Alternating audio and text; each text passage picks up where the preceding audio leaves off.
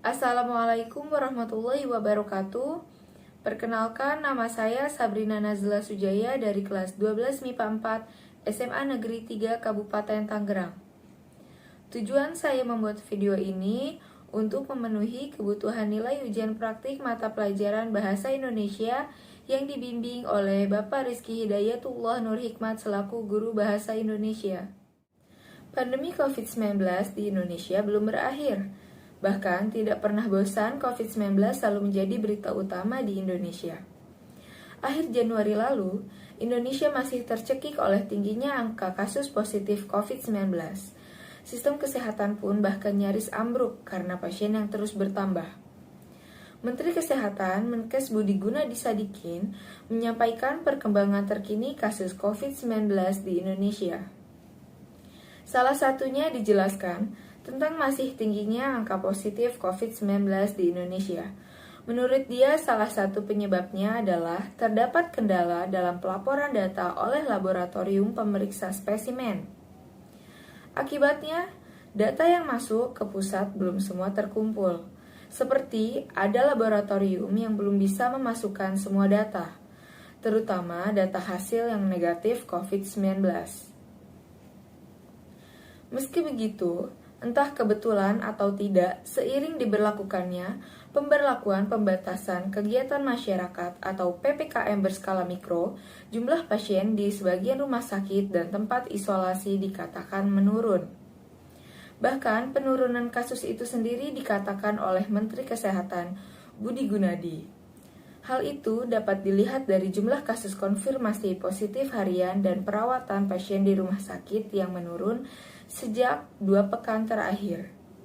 Bahkan, Menkes menyebutkan jumlah pasien yang baru yang datang untuk mendapatkan perawatan di rumah sakit juga ikut menurun. Jika kita lihat pada hari Minggu 7 Februari 2021, itu ada 176.291 kasus. Tetapi di hari Sabtu 13 Februari 2021 itu tinggal 161.000, maka dapat dilihat penurunannya sekitar 8,5%. Penurunan kasus COVID-19 ini juga terjadi hampir merata, terutama jika dilihat di daerah Jakarta. Penurunannya cukup tinggi, yaitu hampir 5.000 pasien sembuh dan terus meningkat selama 2 pekan terakhir.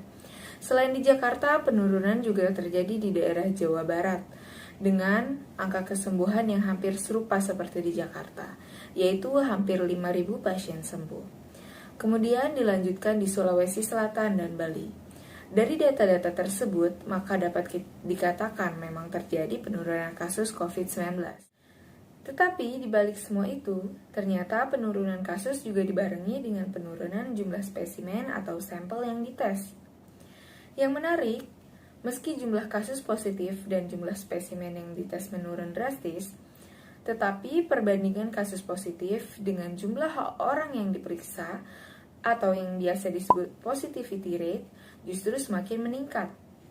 Menurut penjelasan epidemiolog Universitas Airlangga, Windu Purnomo, kita mendapatkan penurunan drastis karena memang melemahnya tes dan penurunan kasus itu tidak ada hubungannya dengan PPKM berskala mikro. Jika kita melihat naik turunnya kasus, bukan berarti jika kasus turun, maka dimaknai sebagai penurunan penularan. Karena jumlah kasus itu tergantung dari jumlah tes yang dilakukan. Dengan begitu, kita tetap tidak boleh lengah ketika melihat penurunan angka kasus. Masyarakat harus tetap disiplin menjaga protokol kesehatan agar penyebaran COVID-19 tidak semakin tinggi. Sekian video dari saya, kurang lebihnya mohon maaf, dan semoga video ini bermanfaat. Wassalamualaikum warahmatullahi wabarakatuh.